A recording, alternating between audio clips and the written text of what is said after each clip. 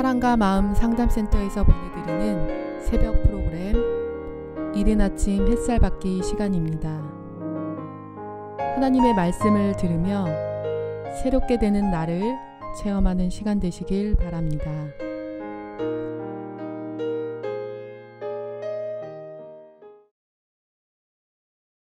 사랑과 마음 상담센터에서 신앙생활하는 여러분들께 이 새벽에 하나님의 말씀을 또 전합니다. 사무엘상 21장 6절까지 봤고요. 오늘은 7절부터 이야기입니다. 어제는 거룩한 떡을 먹는 기준에 대한 얘기도 좀 했습니다.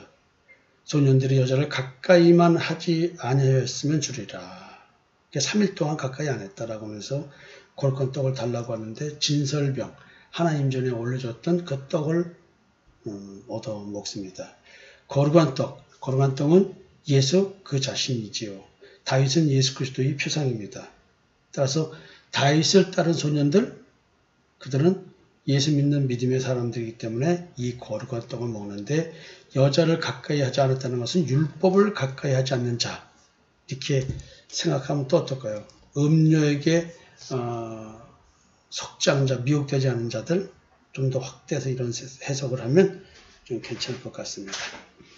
자, 그날에 사울의 신하 한 사람이 여호와의 앞에 머물러 있었는데 그는 도액이라 이름하는 에돔 사람이요 사울의 목자장이었더라. 사울의 이제 양 치는 사람, 사울의 양을 관리하는 그 목자 중에 헤드, 대장이었다는 얘기죠.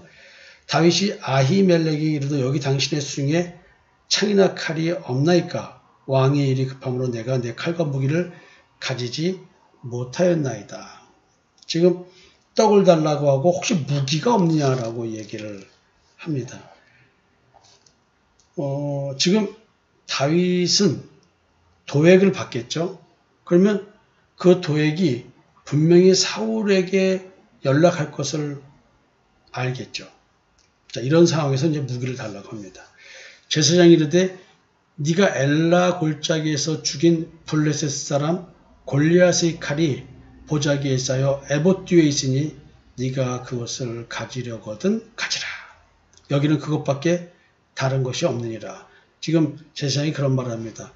지금 다윗은 골리앗을 물맷돌로 죽이고 골리앗 칼로 골리앗의 머리를 베었습니다. 그리고 그 칼을, 골리앗의 칼을 베들레헴에 있는 자기 집으로 가져갔습니다. 다윗에게 이 골리앗의 칼로 골리앗의 목을 벤 이 골리앗의 칼은 하나님의 도우심의 징표입니다. 그리고 다윗의 하나님을 향한 봉헌과 헌신의 표시입니다. 지금 아무것도 없는 상황에서 생명의 위협, 이것을 피해서 도망온 상황에서 아무 자기를 보호할 무기도 없는 상태에서 무기를 찾았더니 자기가 하나님의 은혜로, 하나님을 믿는 믿음으로 하나님의 이름을 모욕하는 적을 쳐 죽인 그 골리앗의 칼, 그것이 거기에 있었습니다.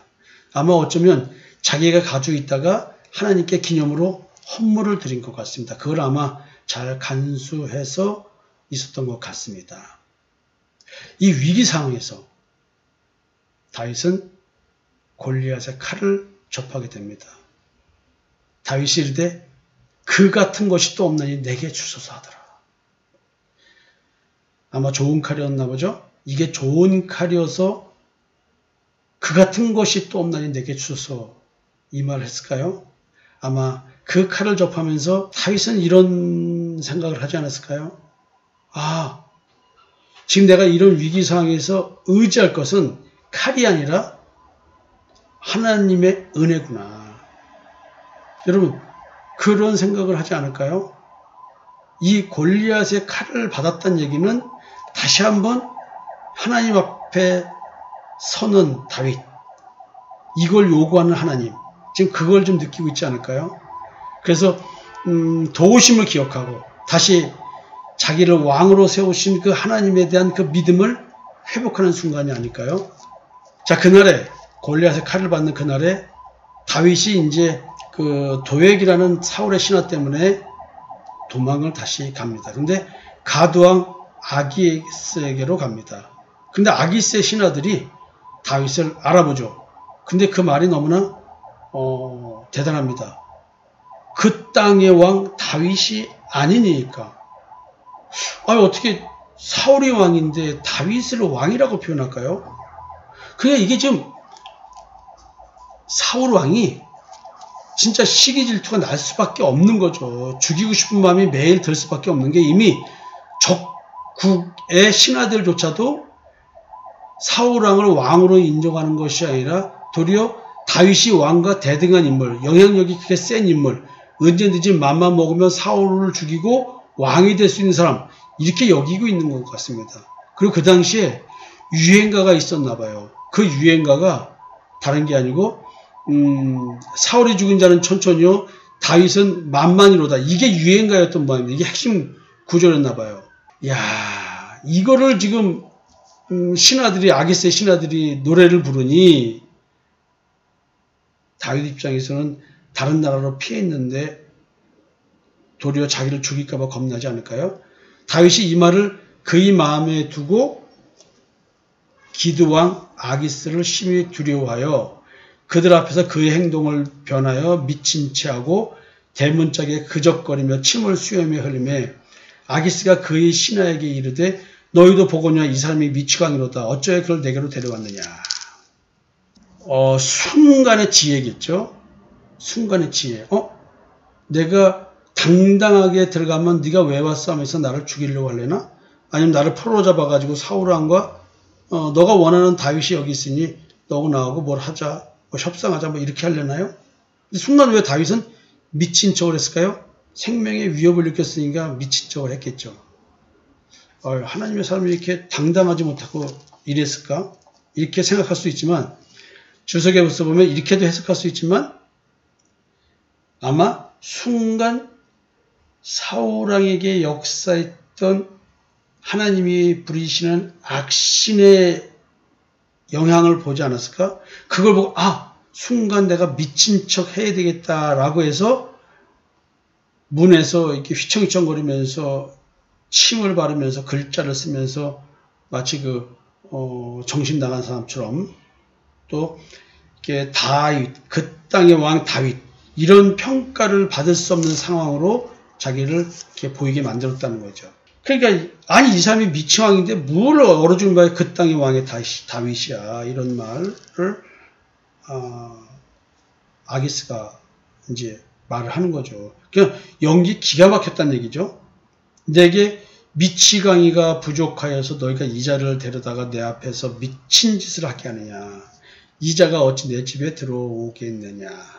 야, 이게 외국 드라마를 보다 보면 적국의 이 정도 레벨의 장수가 왔다르면은 받아들이죠. 그래서 그를 회유해서 너가 나와 함께 하자 해가지고 사울왕을 치겠죠. 근데 다윗은 그렇게 가려고 한 게 아니었다고. 그죠? 단순하게 피한 겁니다. 왜냐하면 사울왕이 폐위되면 자기가 왕이라는 걸 알았겠죠. 그러니까 당연히 가드왕 아기스하고 뭘 어떻게 해가지고 사울왕을 죽이려고 하는 그런 거는 안 했다고 봅니다. 자, 이제 시편 52편에 보면 이런 말이 있습니다. 다윗의 마스길, 인도자를 따라 부르는 노래. 에돔인 도액이 사울에게 이르러 다윗이 아히멜렉의 집에 왔다고 그에게 말하던 때에 이제 다윗이 노래를 불렀다는 얘기죠. 포악한 자여, 네가 어찌하여 악한 계획을 스스로 자랑하는가? 하나님의 인자하심은 항상 있도다. 네 혀가 심한 악을 꾀하여 날카로운 삭도같이 간사를 행하는도다.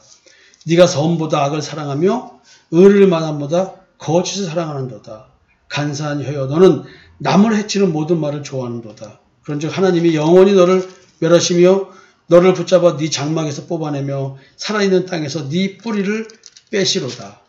의인이 보고 두려워하며 또 그를 비웃어 말하기를 이 사람은 하나님을 자기의 힘으로 삼지 아니하고 오직 자기 재물의 풍부함을 의지하며 자기의 악으로 스스로 든든하게 던 자라 하리로다. 그러나 나는 하나님의 집에 있는 푸른 감람나무 같으며 하나님의 인자하심을 영원히 의지하리로다. 주께서 이를 행하셨으므로 내가 영원히 주께 감사하고 주의 이름이 전하심으로 주의 성도 앞에서 내가 주의 이름을 사모하리이다. 야, 지금 이런 상황에서 다윗은 이런 노래를 부릅니다. 진짜 자기는 어떠한 상황에서도 하나님을 의지하겠다. 하나님을 자기 힘으로 삼지 않는 자, 도로 지적을 합니다. 자기의 권력, 자기의 재물, 자기의 위치를 의지하면서 하나님을 따르지 않고 그걸로 자기 힘을 잡는 자들, 자기 실력을 자기의 실력으로 삼는 자들. 야, 참 이렇게 다윗은 얘기합니다. 다윗은 지금 그 땅의 왕 다윗이라는 평가를 받음에도 불구하고 다윗은 이렇게 위기 상황에서도 오직 하나님만을 의지하고 있습니다. 사랑과 마음 상담센터에서 신앙생활을 하고 계시는 여러분들, 오늘도 우리는 하나님께 이런 요구를 받습니다. 우리 삶의 상황에서 피할 수밖에 없는 위협, 공격, 인간관계 여러 가지가 있을 수 있습니다. 그럼에도 불구하고 우리는 내 힘으로 그를 대적하는 것이 아니라 하나님의 능력으로 대적하게 되는 그런 걸 경험해야 되지 않을까요? 오늘 여러분들 상황 속에서 하나님은 다윗처럼 하나님을 자기 힘으로 삼지 않는 사람들을 책망하고 자기는 오직 하나님을 자기의 힘으로 삼노라 라고 얘기하면서 그 말의 의미가 인자심을 영원히 의지한다. 하나님의 인자심을 자기는 영원히 의지한다. 모든 내 삶의 상황 하나님께 드리고 하나님 손에서 해결받고자 하는 것. 오늘 열심히 도망갈 상황이면 열심히 도망가면 되지 않을까요? 내가 주의 이름을 사모하리이다. 주의 이름, 예수의 이름, 자기 백성을 저희 죄에서 구원할 자, 그리고 다른 말로 임마누엘입니다. 그분이 나와 함께 하신다는 것이죠. 사랑과 마음 상담센터 신앙생활하는 서번트 리더들, 예수 닮은 성김이들, 우리가 이런 공동체를 이루면서 이와 같은 신앙을 서로가 교제하면서 배워나가고 있습니다. 여러분들에게 동반 성장 프로그램, 서로가 내담자 역할과 상담자 역할을 함으로써 서로가 서로를 섬겨주는 믿음으로 안위함을 얻게 하는 이런 교회 시스템을 운영하고 있습니다. 교회가 꼭 교회라는 간판을 걸어야 교회가 아니고요. 예수 믿는 자들이 모인 것이 교회인 것입니다. 코로나 시대에 더욱더 이런 신앙들이 필요하다고 생각합니다. 비록 이 땅에서 내가 살기 위해서 미친 척하고 산다 할지라도 이 미친 척 자체가 나를 의지하지 않고 하나님의 힘을 의지하기 때문에 나오는 미친 척이라고 한다면 오늘 내가 세상에서 미친놈이라고 평가받고 내가 세상에서 버림받은 자처럼 그렇게 행동할 수밖에 없고 멸시받을 수밖에 없다 할지라도 못난 자기의 모습, 도망다니는 자기의 모습, 현실을 보지 말고 하나님을 의지하고 있는 나의 믿음을 바라봤으면 좋겠습니다. 여러분 사랑합니다.